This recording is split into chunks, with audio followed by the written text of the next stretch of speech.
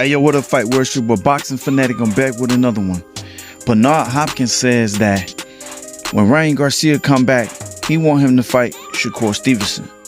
And he explains. Check him out. Did Ryan tell you today what weight he wants to return at? The weight that he left at. 143? 143, 147. Depending on the fighter, depending on who the guy. So he's open to a catch weight in between somewhere there for the right fight? Yes. So if Devin and him were going to do it, you think they could do it at 143, and that would be the weight? I can tell you what I think we should fight when the time comes. Want to know? Because I thought y'all was going to ask me, but it seemed like we ain't going to get there. Who do you like? Shakur. I like to see him fight Shakur. You think Shakur? Because there's no advantage to this. Shakur been sitting on a pond, fishing, right? Shakur haven't been active, correct? We're injured now too. He haven't been active, correct? No, correct.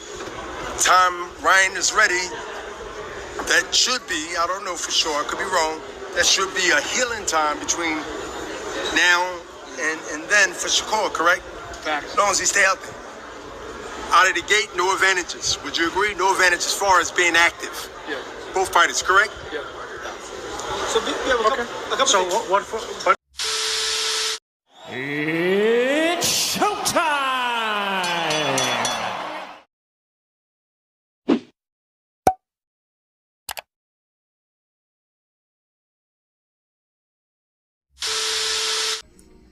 As you just heard, Bernard Hopkins explains his reason why he think Ryan Garcia should fight Shakur Stevenson when he does come back after his suspension, and Shakur Stevenson come back after his hand, from being healed, because he hurt it during sparring.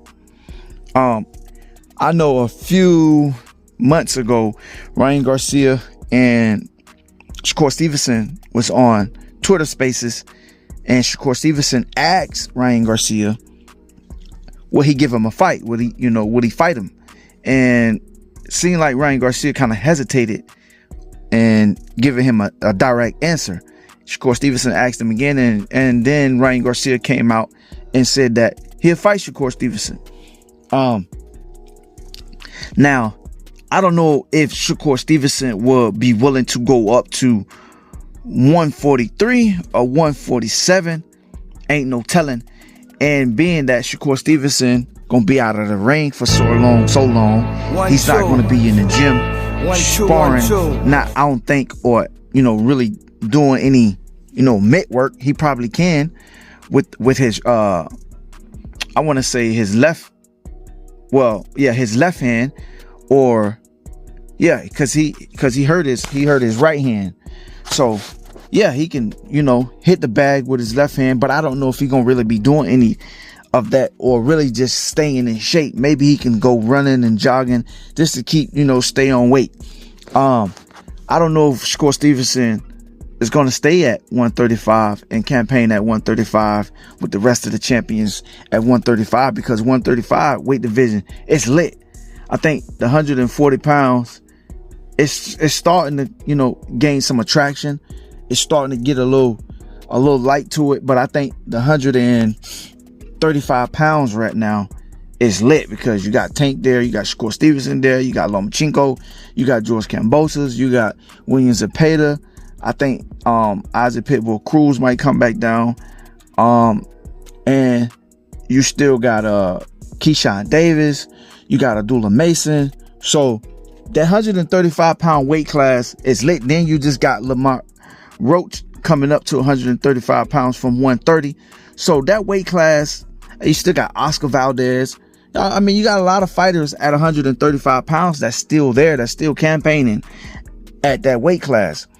But I don't know if Shakur Stevenson gonna be willing to come up to 100 and say a catch weight, because Ryan Garcia, his last fight with Devin Haney, he was supposed to come in on at 140 on the scale, but he ended up coming in 3 pounds overweight, and he got taxed for that. Ryan Garcia ended up paying Devin Haney that healthy $1 million or what have you, but he still was struggling to make that 143 pounds. I don't know if they can have like a catch weight so that Shakur Stevenson can kind of drain Ryan Garcia and have, some kind of weight advantage. But I don't think he's going to be able to call the shots because, for one, Ryan Garcia do the bigger pay-per-view numbers, the bigger live gate. So, that will have to be discussed. Even if Shakur Stevenson come up to 140 pounds to fight Ryan Garcia, I don't think he will no longer, he might still have that belt, but he won't have no leverage. Now, if they was fighting at 135 pounds or a catch weight like 138, 139, but I know Ryan Garcia is not finna come back down just to fight Shakur Stevenson when he got the bigger name. So I don't know if that fight will ever happen from what Bernard Hopkins was saying. Now, Shakur Stevenson can still, fight Tank. He can still fight Lomachenko. And we seen Shakur Stevenson was trying to get that fight with Lomachenko and he pulled out of the fight. We seen Tank try to get that fight with Vasily Lomachenko and he said he don't got time for it. Basically, he's going back to the Ukraine and help fight in the war at his, with his country or what have you. But I just think that was just all an excuse. Those same problems going to be there. He has a belt. Either he relinquish the belt, he retire, or go back down to 130. Because he holding up the belts.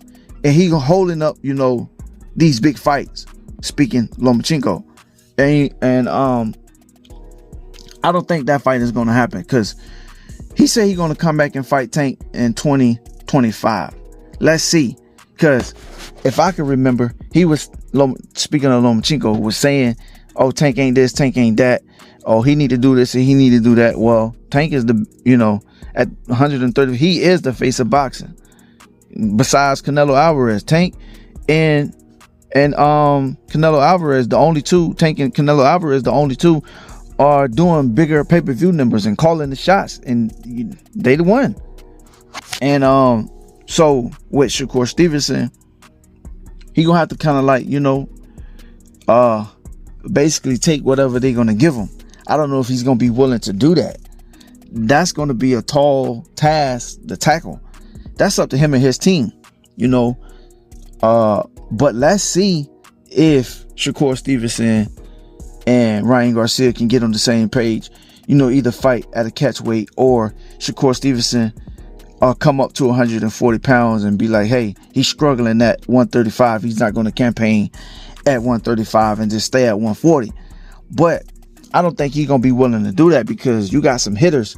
Even though I know Shakur Stevenson, he sparred with Terrence Crawford. I seen him sparring with Big Baby Jared Anderson. So, of course, they got on headgear, and without headgear, the smaller gloves, at a higher weight class, his skills will still prevail, will help him. But the thing is, do he have enough power to keep those guys off of him at 140 pounds? We don't know. It's yet to be seen.